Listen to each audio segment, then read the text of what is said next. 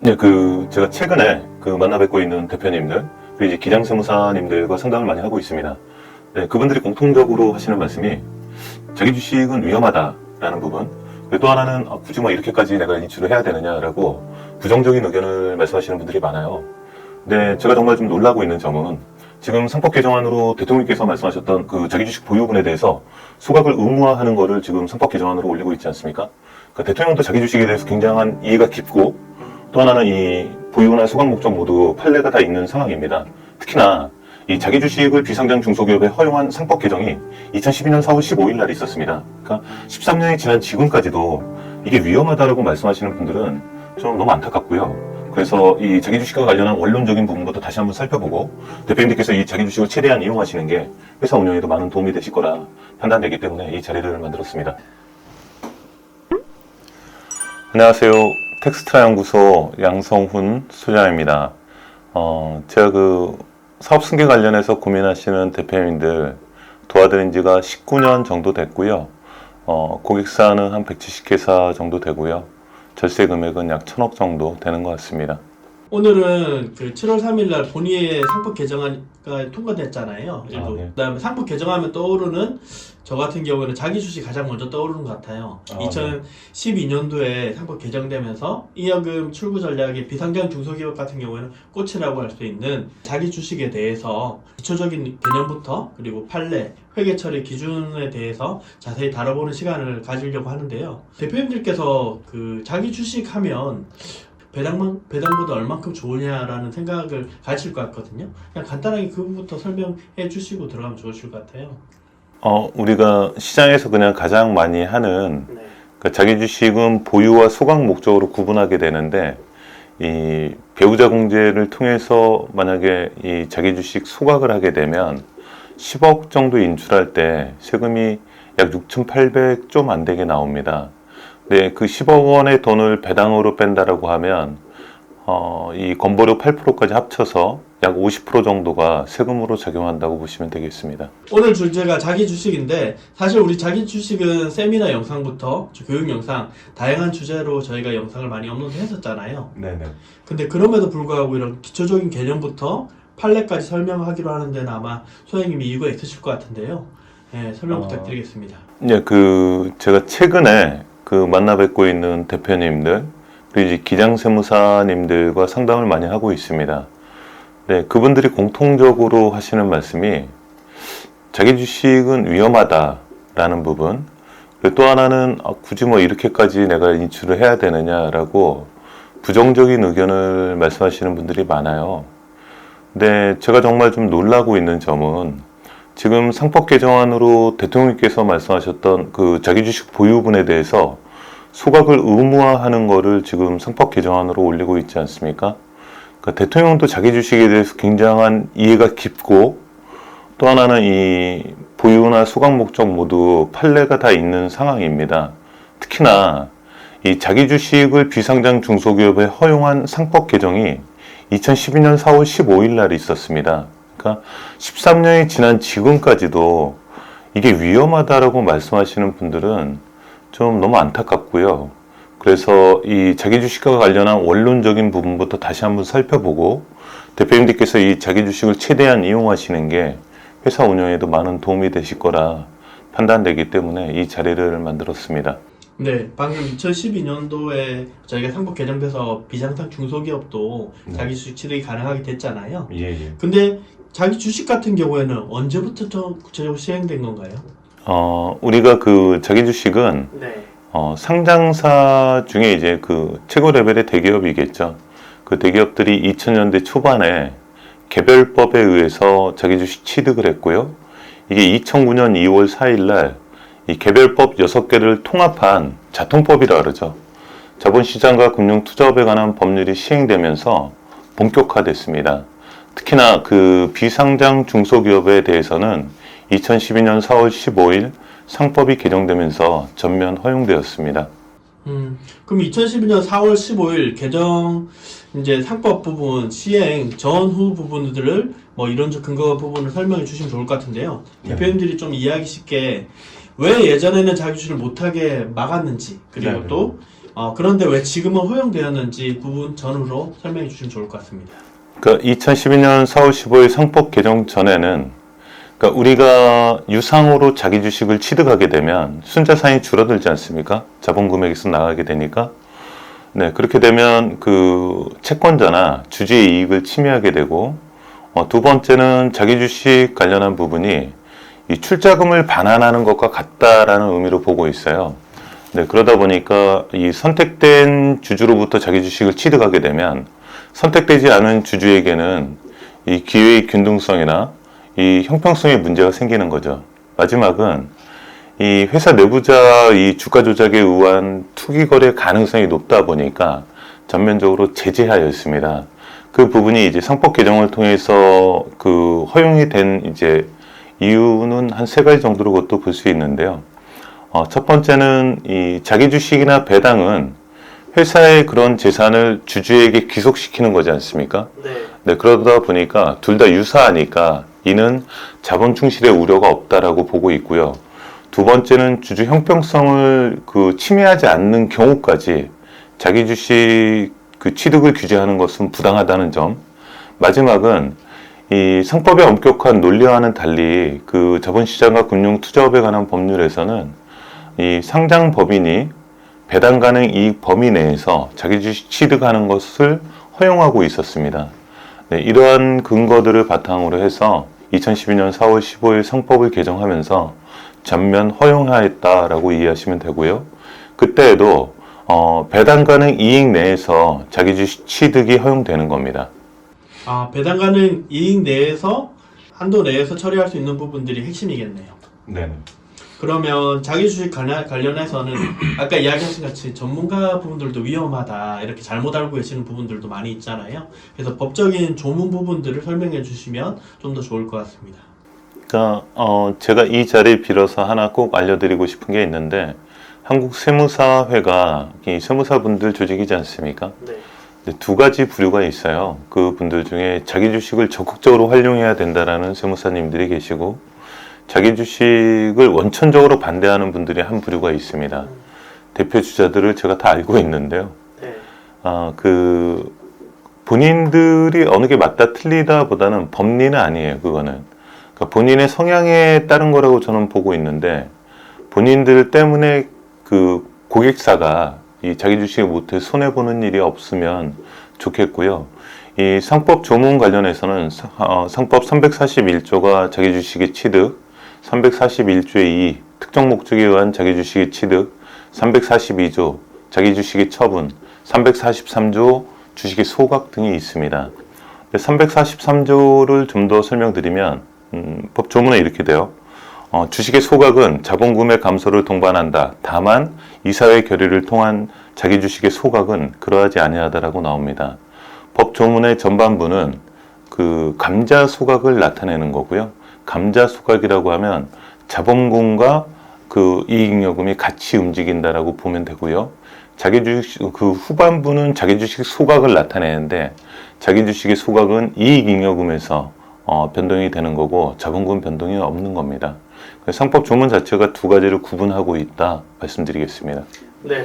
방금 이야기하신 것처럼 2012년도에 개정이 됐고 그만큼 안정한 판례까지 나온 부분이지만 아마 관례적인 부분들이 많이 있어서 이 조문 부분들을 아마 살펴보지를 않으셨던 것 같아요. 그리고 이제 이렇게 저희가 강조드리는 부분들은 그럼에도 불구하고 대표님께서 가져가야 할 이익이 너무 크기 때문에 이 부분 조문들을 다시 한번 확인하시고 이제 대표 세무사님들이나 이야기 나눌 때 그런 항들로 다시 이야기를 나누시면 그분들도 전문가시기 때문에 법조항 부분에 대해서 충족을 하면 당연히 대표님의 이익을 위해서 진행을 할 거라고 생각됩니다. 그러면 좀 더 이해하기 쉽게 저희만의 용어로 이렇게 풀어서 설명을 선생님께서 해주셨잖아요, 제처럼. 네네. 네, 직접 보유, 간접 보유, 직접 소각, 간접 소각 이렇게 설명해 주신 쇼츠 영상도 상당히 조회수가 많이 나왔거든요. 네. 네, 그 부분 간단히 설명해 주시면 좋을 것 같습니다. 이 자기 주식은 이 매매와 소각 목적으로 구분하게 되어 있습니다. 근데 매매는 양수도를 말하는 거고요. 주주와 회사가 양수도를 하게 되면 회사는 본인 명의의 주식을 보유하게 됩니다. 이 컨설팅 업계에서는 이 매매 목적을 보유 목적이라고 동일시해서 말씀드리는 거고요. 이 매매 그 보유와 소각은 다시 한번 구분하면 회사가 본인 명의의 주식을 가지고 있으면 자기 주식 보유라고 하고요. 회사가 자기 주식을 취득해서 이사회나 대표이사의 직권으로 소각을 결의하게 되면 자기 주식 소각이라고 하는 겁니다. 그리고 우리가 이 직접 간접으로 구분하는 건 뭐냐면 주주들이 회사 직거래 형태를 띠면 직접 보유, 직접 소각이라고 말씀드리는 거고요. 증여공제를 활용해서 배우자나 자녀, 손자녀까지 포함하겠죠. 그래서 가족을 통해서 거래하는 형태를 간접 보유, 간접 소각이라고 구분하는 겁니다. 그리고 이 자료를 빌어서 세무까지 적용되는 세금까지 말씀을 드리면 자기 주식 보유의 경우에는 양도소득세, 그리고 자기 주식 소각의 경우에는 그러니까 우리가 소각이라고 하면 자기 주식 실물이 없어지면서 돈은 주주에게 귀속되지 않습니까? 네, 그러다 보니까 이거는 배당한 것과 같다라고 해서 의제 배당으로 분류하고요. 배당 소득세가 부과되는 겁니다. 네. 근데도 불구하고 배당보다는 훨씬 낮게 처리할 수 있는 네, 그렇죠. 방법들이 여러 가지 아까 설명을 예, 주셨잖아요. 그러면 아마 대표님들도 궁금해 하실 거예요. 관심 있는데, 기회 이만큼 안전해? 정말 이렇게 안전하다고 하는데 세무사들이 방금 이야기 위험하다라고 했잖아요. 네. 근데 사실 저희가 이제 법 조문을 살펴보면 판례라는 것들을 먼저 살펴보지 않습니까? 네, 그렇죠. 예, 그 판례에 대해서 설명해 주시면 바로 이해하실 것 같아요. 이게 보유 목적과 소각 목적의 판례들이 있는데요. 보유 목적 판례로 대표적인 게 서울행정법원 2019 구합 518 898 그리고 서울고등법원 2021 누 73098일 겁니다. 네. 그리고 대법원 2017 두 63337 이 사건 번호를 확인하시면 되고요. 소각과 관련해서는 수원지방법원 2022 구합 71586 그리고 수원고등법원 2023 누 14332 그리고 대법원 2024 두 42659 이 사건 번호로 확인하시면 충분히 이해하실 수 있습니다. 이 판례들의 공통된 네 가지 그 핵심 사항이 있는데 이런 거죠. 자기 주식을 취득하는데 이 주주에게 모두 균등한 기회를 주었는지 이게 첫 번째가 되겠고요. 그리고 실질적인 금액의 귀속이 해당 주주에게 귀속되었는지 세 번째는 이 어려운 상법적인 절차를 모두 준용하였는지 그리고 네 번째는 아까도 말씀드렸지만 배당 가능 이익 내에서 자기 주식이 실행되었는지 이 네 가지가 관건입니다. 특히나 요즘은 이 자기 주식 관련해서 납세자가 패소한 건을 말씀하시는 분들이 있어요. 근데 두 가지 경우밖에 없습니다. 네, 그 두 가지는 뭐냐면 부부간에 6억씩 징여공제가 있지 않습니까? 10년 내 징여한 재산이 없다 그러면 두 부부가 임원이시고 각각 주주였는데 6억씩 서로 증여를 한 거예요. 맞증여를 한 거고 동시에 다시 소각을 한 겁니다. 네, 그래서 그 건이 패소를 하나 했고요. 두 번째는 증여한 남편이 그러니까 수증자인 아내분이 소각을 해서 돈이 아내한테 귀속된 거를 네, 증여한 남편이 돈을 활용한 겁니다. 네, 그 경우 두 가지만 패소를 했고요.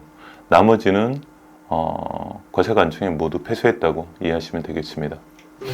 실질적으로 자기 주식으로 원래 목적대로 사용한 부분에 대해서 패소된 사례는 없고 네, 이야기한 그렇죠. 것처럼 그거를 잘못 사용한 부분에 대해서 패소된 사례가 있는 거네요. 네네.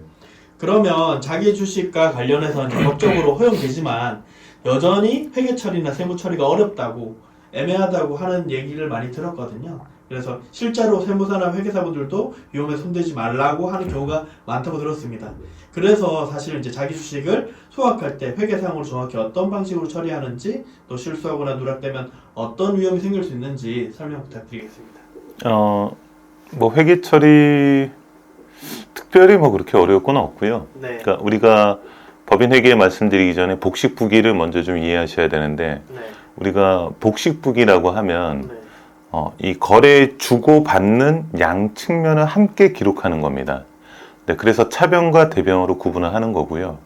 그러니까 우리가 물건 살 때도 마찬가지예요. 돈을 주고 물건을 받는 거지 않습니까?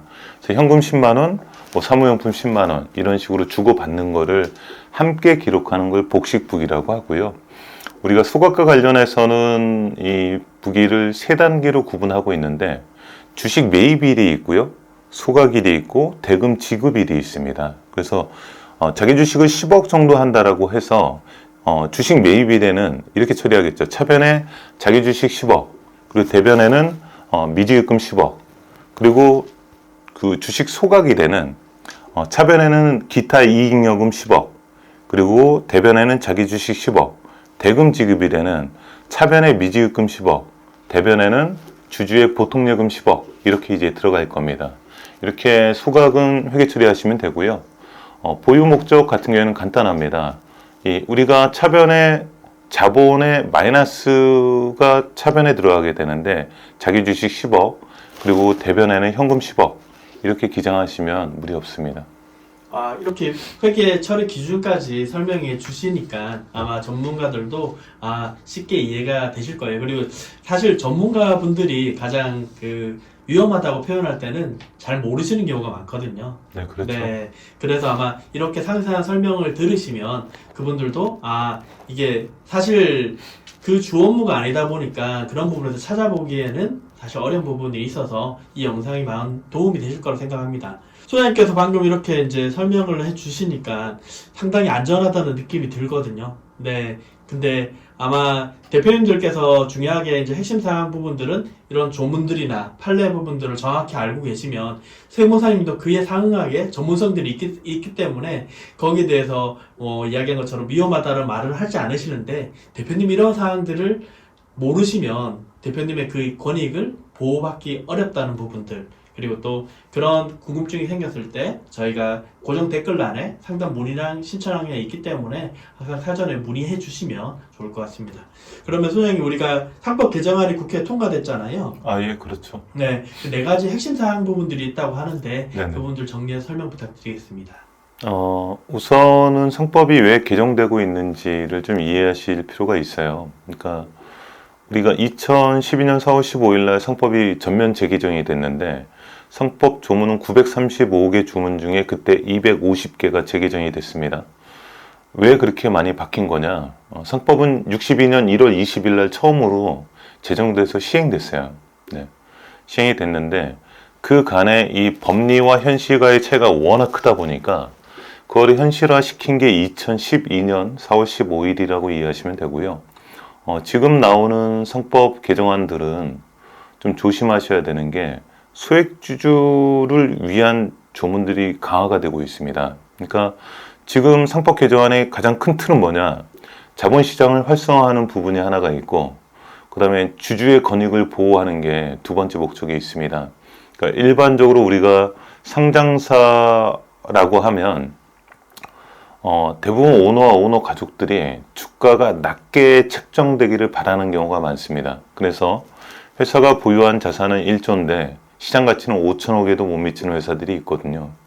왜 오너들이나 오너 가족은 그렇게 생각을 할까를 돌아보시면 우리가 주식을 이동할 때 증여나 상속이 발생하지 않습니까? 네.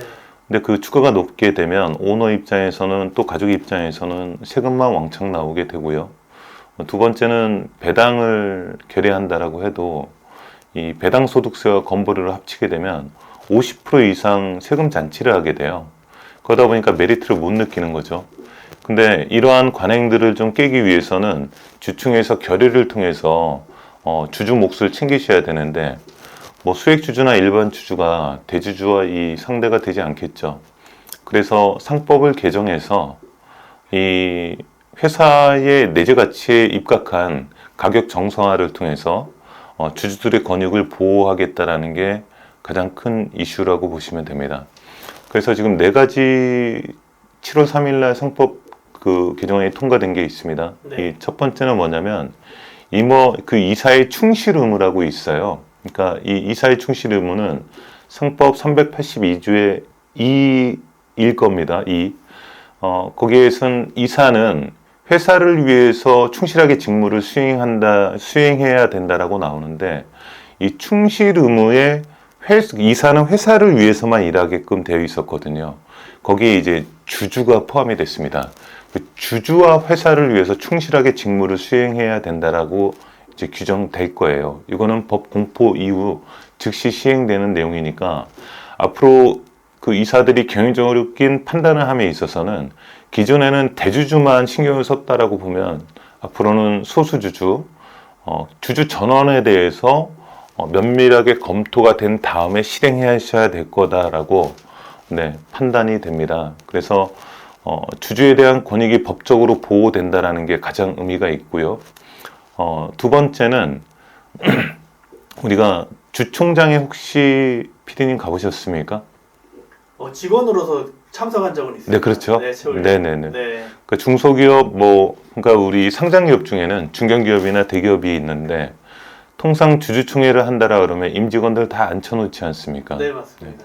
저는 이제 주식 투자를 오래 했으니까 그 주주총회 제가 가보면 1시간 전에 가도 막 사람들이 막 정말 가득 차 있는 경우들이 많아요. 네네. 네, 그게 임직원들, 네. 그다음에 그 사람이 없으면 또 아르바이트생 사다가 막 자리에 앉혀서 만석시키는 경우가 있거든요. 만석이 돼서 사람이 더 이상 들어가기 어렵다라고 판단이 되면 출입을 허용하지 않습니다. 네, 그렇게 되면 주주로서 제가 의결권 행사를 해야 되는데 못하는 경우들이 많았죠. 네, 회사의 일방적인 전행이라고 보시면 되는데 이러한 폐단 때문에 전자주주총회를 의무화하는 겁니다. 네, 이게 두 번째고요. 세 번째는 2009년 2월 4일 날 아까 제가 말씀드린 개별법 6개를 합친 자본시장과 금융투자업에 관한 법률이 시행됐다고 말씀드렸습니다. 네.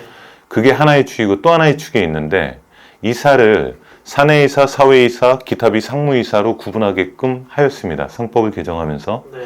근데 이 사회이사라고 하면 아무래도 우리 회사 밖에 있는 분이다 보니까 좀 거리감이 느껴지지 않습니까? 어감에서부터가. 네네. 네, 그래서 어감도 안 좋고 직원들이 받아들이기도 쉽지 않다라고 이제 인식이 공유되다 보니까 이 부분을 독립이사로 명칭을 바꿉니다.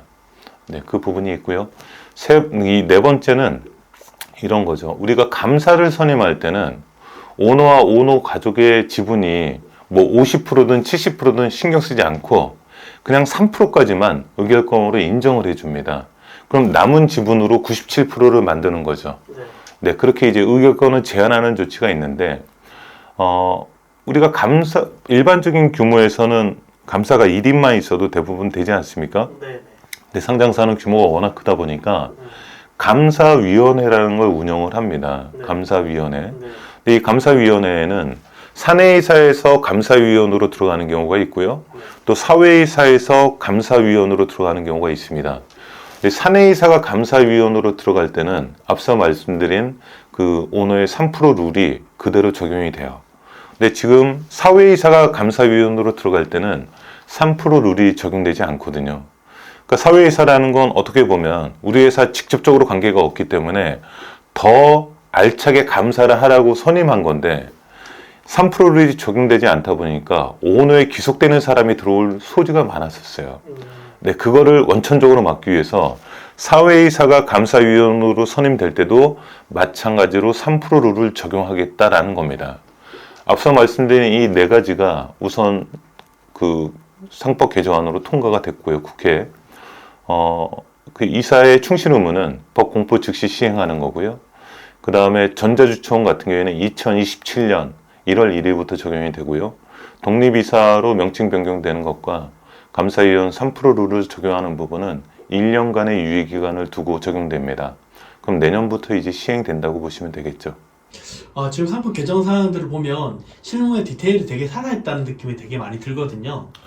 네, 그래서 아마 지금 대표님들께서도 좀 주의 깊게 보셔야 되는 부분들이 소액주주 부분들이 되게 강화되고 있고, 그러면 이제 내가 상장사는 아닌데 지금 대부분의 상장사에 대한 이야기 부분들을 해주셨거든요, 개정세. 근데 비상장 중소기업 대표님들은 그러면 이 개정된 법이 바뀌면 나한테 불리한 부분이 어떤 부분이지, 어떻게 대비해야 되지? 라는 질문이 나오실 것 같거든요. 우선은 타인 주주를 드리는 것 자체가 네.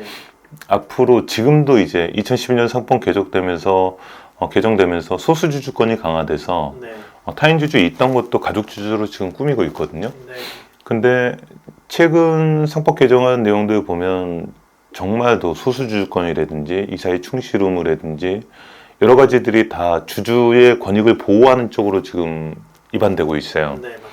그러면 더더군다나 법인 가족 주주 외에는 타인 주주가 들어오기가 더 쉽지 않을 거다. 네. 그리고 지금 중소기업 대표님들께 이 직접적인 타격으로 작용할 것 같지는 않습니다. 다만 기업을 운영하는 이제 흐름이라는 게 있어요. 네, 회사들이 경영 마인드 그런 부분에 있어서는 이전까지의 그 마인드가 그러니까 아까도 말씀드렸던 이사의 충실 의무가 정말 궁극적으로 가다 보면 오너에게 가장 충성하는 체계가 되어 있어요. 근데 소수주주나 일반 주주가 다 무시되는 경우들이 많았는데 충실 의무의 주주가 들어가면서 앞으로 그렇게 하면 다 소송 대상이 되실 거다라는 거. 그래서 전반적으로 기업을 운영하는 철학이 바뀔 거라고 이해하시면 될 것 같습니다.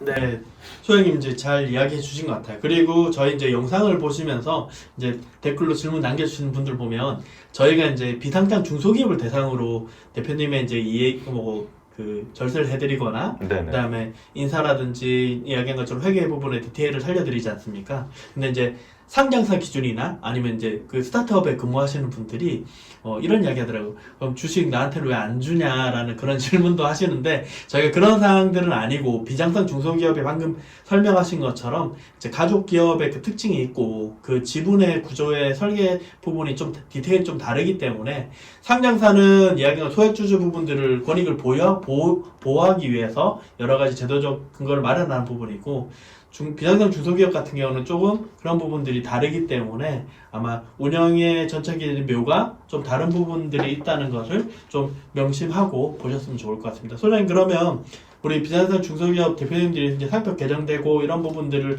이제 관측하실 때 앞으로 어떻게 좀 대비를 하고 설명을 해주셨지만 다시 한번 당부의 말씀 부탁드리겠습니다. 그런 거죠. 그 앞서 말씀드린 내용 계속 일맥상통하는데요. 그러니까 타인 주주를 우리 회사 주주로 들이기는 점점 더 어려워집니다. 그러니까 그러다 보면 이제 하나 이율배반적인 부분이 생기는데 우리 회사를 처음에 창업하시고 나서 지금의 단계까지 올리는 데는 물론 대표님께서 가장 많은 노력을 하셨지만 여기에 크게 이바지한 임직원이 분명히 있습니다. 그럼 그분들에 대한 이 보상 제도라는 거 우리가 고민해 보실 필요가 있는데 기존에는 주식을 증여해서 주인의식 갖게 하면 더 열심히 하고 충분한 보상이 될 거다. 주주면 당연히 배당 소득도 받을 수 있으니까요.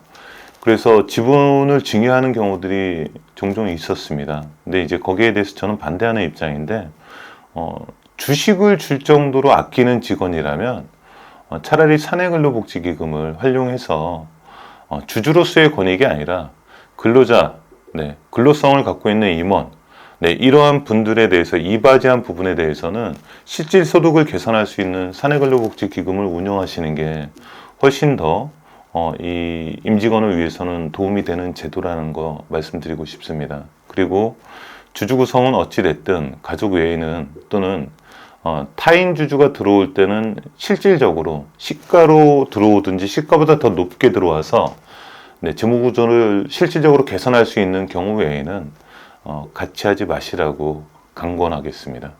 네, 상장을 고려하지 않는 회사의 비상장 중소기업의 주식을 직원에게 이야기한 것처럼 주는 경우에는 문제점들이 사실 많이 있잖아요. 이야기한 것처럼 근무 중에는 발생하지 않지만 저희가 이제 수십 건 수백 건의 사례들을 보면 퇴사 직후에 이 주식을 다시 이제 수익화 시키기는 어렵기 때문에 그 부분에 대해서 생떼를 쓰거나 다른 문제점들이 생길 수도 있기 때문에 저희가 이제 염려스러운 부분에 대해 대표님께 안내드리는 부분이고 상장사인 경우에는 당연히 주식이나 이런 부분들을 시장가로 거래를 할 수 있기 때문에 그거는 논외적인 부분이라는 부분들을 구분해서 이해하시면 좋을 것 같습니다. 지금 상담이 필요하신 대표님들 같은 경우에는 고정 댓글에 상담 신청하기를 눌러주시면 소장님께 저희가 안내 메시지가 가고요. 소장님께서 문자를 드리고 제가 약속 시간을 잡아서 대표님께 1차 상담을 드리고요.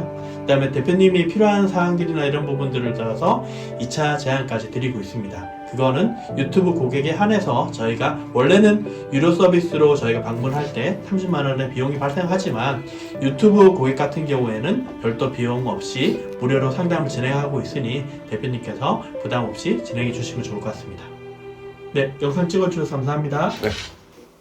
감사합니다.